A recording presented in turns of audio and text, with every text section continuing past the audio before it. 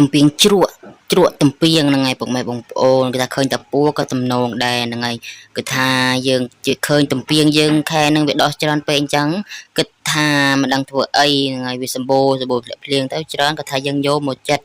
ដើម្បីធ្វើទំពាងជ្រក់តែម្ដងពុកម៉ែបងប្អូនឬក៏គេហៅថាជ្រក់ទំពាងអីគេហ្នឹងដែលគេកំពុងតែល្បីអីចឹងណាពុកម៉ែបងប្អូនប៉ុន្តែខ្ញុំធ្លាប់ធ្វើជាច្រើនដងហើយពុកម៉ែបងប្អូនទាំងនេះយើងមកមើលពីថាការធ្វើថ្ងៃងាយទេទំពាងរបស់ខ្ញុំថាចិត្តចិត្តបែបច្បាមូលហើយយកទៅស្ងោរវាឲ្យសាបបងប្អូនរួចហើយយើងមកលាយជាមួយនឹងទឹក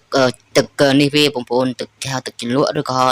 ទឹកសម្រាប់ជ្រក់វាបងប្អូនទឹកជ្រក់វាណាថ្ងៃយើងលាយមកបាទតាមរសជាតិដែលយើងត្រូវបាក់ចង់បានចឹងមកយើងដាក់ចឹងមកពេលតែយើងលាយហើយគេថាយើងដាក់ចូលទៅហ្នឹងហើយដាក់ចូល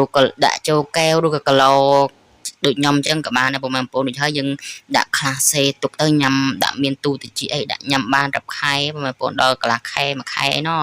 ហ្នឹងហើយបានតែប៉ុណ្្នឹងឯង